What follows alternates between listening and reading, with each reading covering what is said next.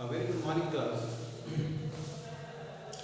Today I am here to discuss the last topic of the chapter number 2, how we run our towns and cities.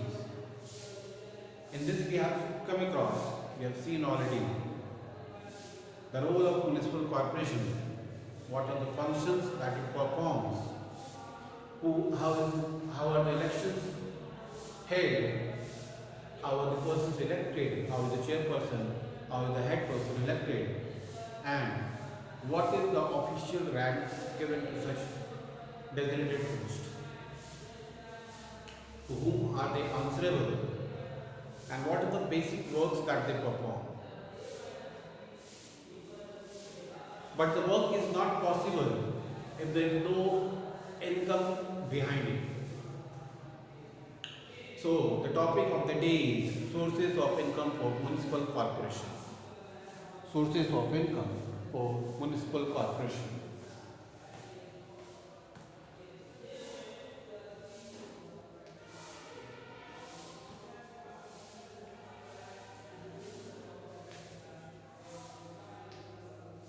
Sources of income for municipal corporation or municipality. What are the basic sources of income through which they deliver the basic work? All the facilities that is given to us, all the basic civic amenities facility which is rendered by the government to us is fulfilled with the income that the government generates. With the income that the government generates. What are the sources of income, or from which part does the government generate income? That is what we are concerned about. That is what we are going to see about. Sources of income means what are the basic sources through which the income is generated by the government. Now, government here we are talking about, since municipality, when I refer government, I mean the municipal corporation over here. See, there are three major sources. The first one is taxes. The first major source of income for the government or for the municipal corporation is the tax part, which is collected both in the form of direct tax and indirect tax.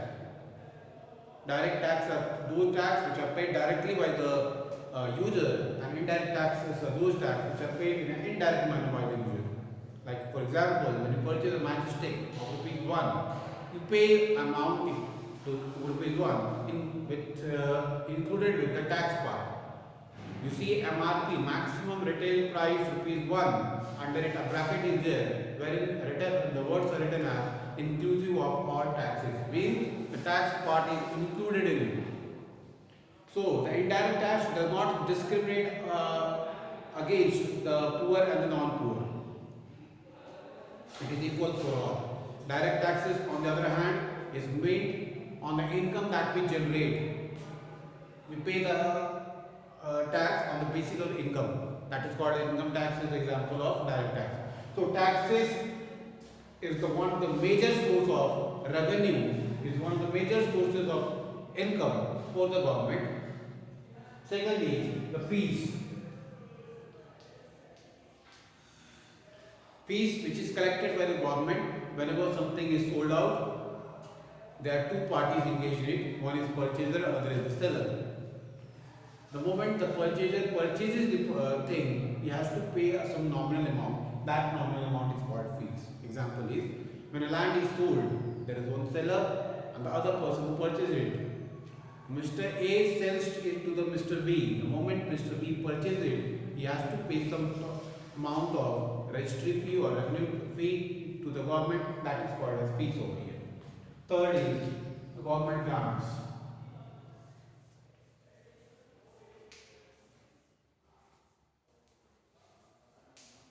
Government grants. Grants which are given by the government, of which no official interest is charged or no official things are maintained. These are basically a help to the state government by the central government, and state government passes on to the municipal corporation, to the panchayats. So for the these are basically meant for the upliftment of the general masses. Example of this is the government gives subsidies to us on LPG cylinders. LPG cylinders, the real cost of which is around 850 or 830, we pay only 650. Now it is 700. So 700 we pay, but we pay less than what the actual price is. Why?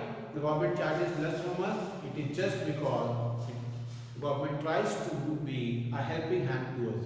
It is based on the welfare concept. Government focuses on the welfare of the common masses. That is why it gives us a subsidy. That subsidy income is borne by the state government in the form of grants.